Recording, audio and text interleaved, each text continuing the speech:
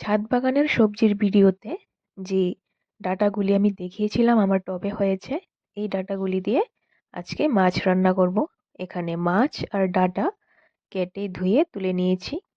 মাছের মধ্যে হলুদ গুঁড়ো, নুন, লাল লঙ্কা গুঁড়ো দিয়ে মাখিয়ে নিয়ে কড়াইতে তেল গরম হয়ে গেলে একে একে মাছের পিসগুলি ছেড়ে দিয়ে উল্টে পাল্টে লাল লাল করে ভেজে তুলে নিলাম।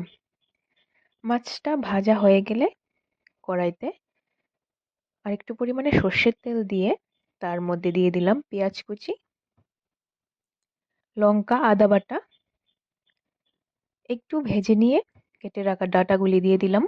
নুন হলুদ দিয়ে ভালো মতো ভেজে নিয়ে তার মধ্যে লাল লঙ্কা গুঁড়ো ও ধনিয়া গুঁড়ো দিয়ে আরও একটু ভেজে নিয়ে দিয়ে দিব ঝোল।